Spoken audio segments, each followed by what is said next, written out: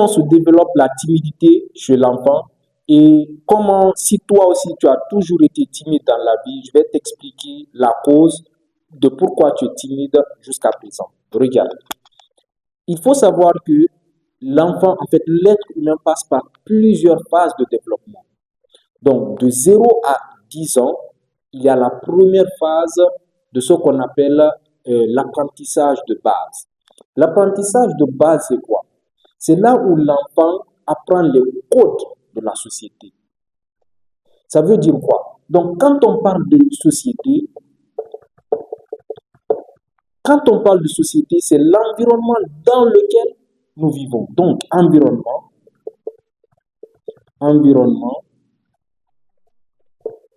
c'est l'environnement. Donc, de 0 à 10 ans, l'enfant se trouve dans un environnement où il va apprendre les codes de quoi? De la société. Vous allez remarquer que les codes de la société européenne et les codes de la société africaine et asiatique ne sont pas les mêmes parce que quoi? L'environnement n'est pas le même. Donc, de 0 à 10 ans, l'enfant est en train de faire ce qu'on appelle l'apprentissage par quoi? Par le mimétisme, c'est-à-dire par le copie, comment on appelle ça? Par le fait de copier, c'est-à-dire qu'il copie autour de lui. C'est pourquoi le bébé qui commence à marcher, il voit que les gens sont en train de parler, il écoute.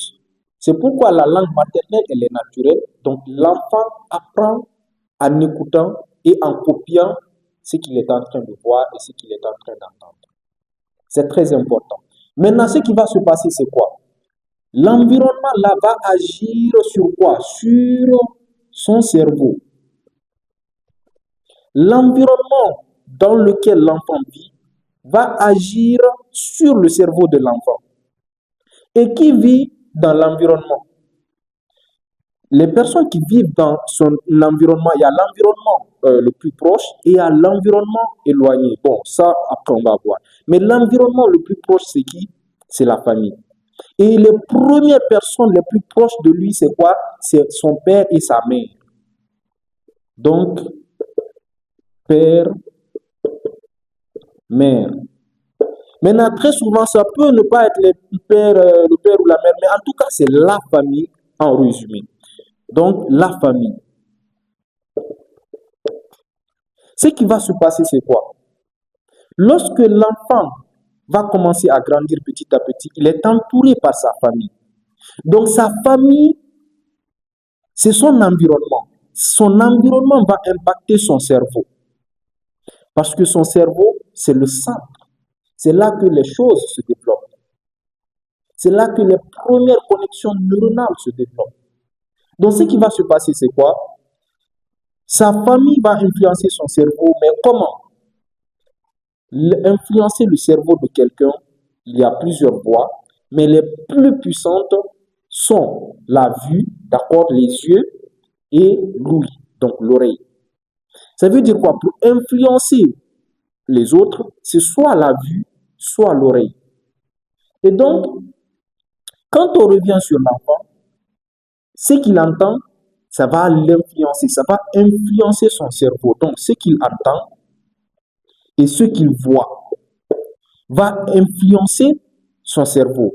Et dans le cerveau, nous avons deux choses, c'est-à-dire, nous avons dans le cerveau, il y a ce qu'on appelle la croyance. La croyance se développe dans le cerveau, d'accord?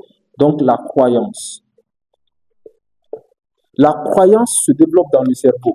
Eh bien, l'enfant qui est en train de grandir de 0 à 10 ans, il va développer ce qu'on appelle, il vit dans un environnement entouré de sa famille qui va impacter son cerveau à travers quoi? À travers l'ouïe et la vue. C'est très important de comprendre ça. Donc, à travers ce qu'il entend, à travers ce qu'il voit, il va développer ce qu'on appelle des croyances. Les croyances, c'est quoi? Ce sont les idées d'abord reçues. D'accord? Ce qu'il entend et ce qu'il voit, qui vont développer sa croyance. Ça veut dire quoi? Ça veut dire que si l'enfant, au début, Peut-être il est trop turbulent, il est très chaud, il fait trop de mouvements. Vous dites à l'enfant, c'est-à-dire ses parents vont commencer à dire à l'enfant, oh mais l'enfant là, il est très canaille, il est très chaud, il est ceci, il est cela. L'enfant va intérioriser ces paroles-là et il va développer un réflexe, il va développer une croyance avec ce qu'il a entendu. Si les parents l'ont dit, ah, lui, il est timide, il ne parle pas trop. Un, son oncle qui est là-bas le voit et lui dit, ah, lui, il est timide, il ne parle pas trop, il est ceci, il est cela. Deux, sa tante qui revient, qui dit, ah, mais lui, il ne parle pas trop, il est timide, il est jeune. Bref, le fait de répéter à chaque fois, c'est ce qui va envoyer des idées à l'enfant. Et l'enfant va croire quoi?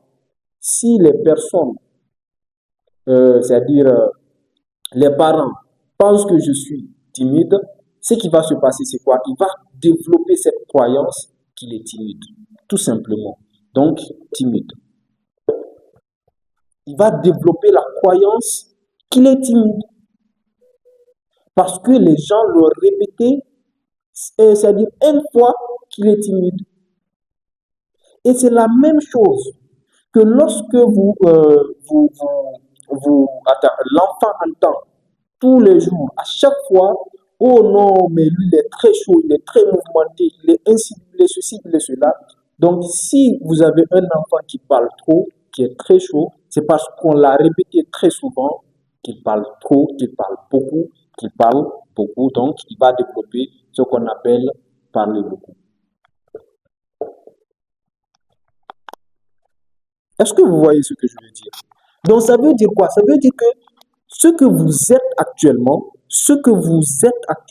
c'est le résultat de quoi? De la famille qui vous a conditionné par ce que vous avez entendu, par ce qu'ils vous ont dit, par ce que vous avez vu autour de vous, qui a influencé votre cerveau et qui a construit votre croyance de ce que vous êtes aujourd'hui. C'est pas par hasard. Si vous demandez à un enfant, qu'est-ce que tu veux devenir plus tard?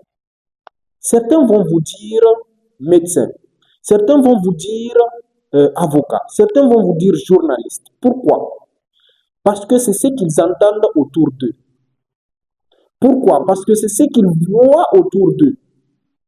Aucun enfant qui n'est pas exposé au business ne te dira que je veux devenir entrepreneur. Never. Aucun enfant. D'ailleurs, moi, pour l'information, c'est en terminale, j'ai su ce que c'était qu'un entrepreneur et c'est quoi une entreprise. Ça veut dire quoi? Ça veut dire que c'est l'environnement qui est très impactant sur la vie d'une personne. Donc faites très attention, surtout la famille. Et la famille, le socle, ce sont les parents. Dans une autre vidéo, je vais développer ça plus en profondeur, mais il faut comprendre que le socle, c'est la famille, donc les parents, papa et maman. Très souvent, les enfants qui sont le plus chouchoutés par leurs parents ont une plus grande confiance en eux que ceux qui sont délaissés par leurs parents. Parce que c'est très important, l'affection maternelle et l'affection paternelle, donc la famille. Faites très attention. Maintenant, la solution pour la timidité, c'est quoi? En fait, les gens pensent que la timidité, c'est une faiblesse, alors que non. Elle peut être une force. Il faut savoir que les gens timides sont des gens très intelligents. Les gens timides sont des gens très intelligents. Pourquoi? Parce qu'ils ne parlent pas beaucoup, mais ils réfléchissent beaucoup. Quelqu'un qui est timide, il réfléchit beaucoup, il parle peu. Donc si vous avez un enfant qui est timide, très souvent, ce sont les premiers de classe qui sont très bien dans ce qu'ils font. Ils font très attention à tout. Ils sont très intelligents. Ils sont très intelligents. Dans une autre vidéo, je vais développer comment est-ce que tu peux faire de ta timidité une force et puis exceller dans la vie et réussir dans la vie. Donc faites très attention. Faites très attention à ce que vous dites à ce que vous dites à vos enfants. Faites très attention de l'environnement où évoluent ou grandissent vos enfants. Parce que c'est déterminant. C'est déterminant. Peut-être qu'il n'était pas destiné à être timide, mais le fait qu'on le répète à chaque fois qu'il est timide, ça l'envoie, ça finit par l'attaquer le cerveau et il va développer une croyance qu'il est timide. Alors qu'en réalité, il ne l'était pas. Donc faites très attention. Je vous dis à la prochaine vidéo.